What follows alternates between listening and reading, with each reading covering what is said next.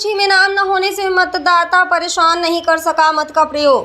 दिनांक 17 नवंबर 2023 को विधानसभा चुनाव संपन्न हुए पर एक मतदाता परेशान हुआ। यह मामला गुना जिले में देखने को मिला। गुना जिला निवासी रिटायर्ड लेक्चरर गोविंद राव मौर्य ने बताया कि वह पहले अशोकनगर जिले में निवास करते थे, पर पिछले कुछ वर्षों से वह परिवार के साथ गुना जिले में निवास करने लगे।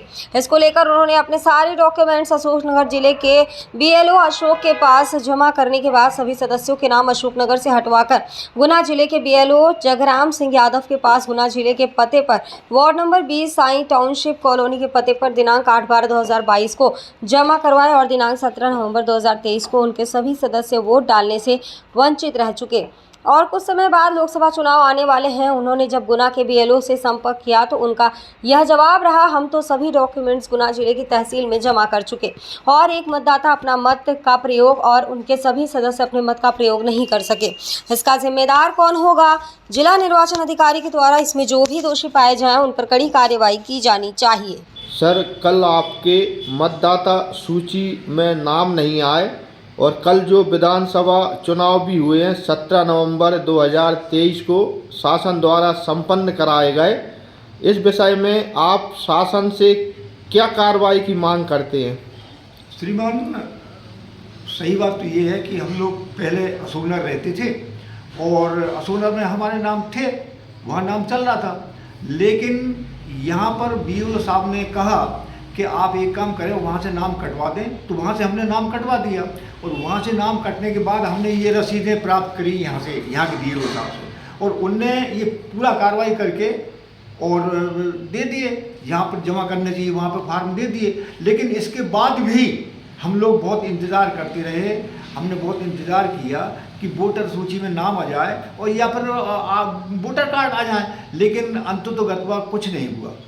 फिर वो जब उसमें सूची में नाम नहीं है तो हमें वोट डालने से वंचित रह गए हम लोग। 4 लोगों के हैं, ये 4 लोगों के नाम हैं इसमें और हमने BLO साहब से उस दिन भी बहुत 1 महीने से कांटेक्ट कर रहे हैं और ये 8/12/22 की रसीदें हैं।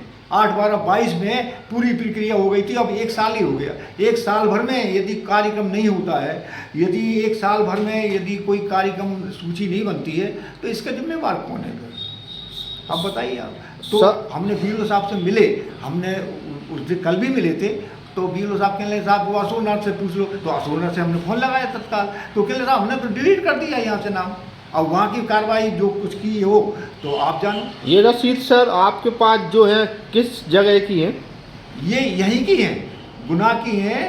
ये जो बुल्लनपुरा में स्कूल है वहाँ पर BLO साहब बैठते हैं, ये जगराम सिंह जी करके हैं कोई, और उनने ये रसीद दिए 8/12/22 में दी है रसीदें और अभी तक ना सूची में नाम है ना वोटर कार्ड आए हैं। सर, एक प्रश्न और करना चाहूँगा आपसे, जब आपने अशोकनगर जिले और गुना जिले के BLO से संपर्क किया तो उन दोनों का क्या जवाब रहा?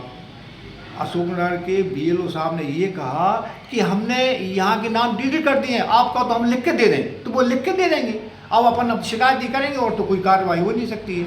और BLO साहब यहाँ की कहने लगे साहब को वो तो सूची में नाम नहीं आया, तो हमने कहा नाम कैसे नहीं आया?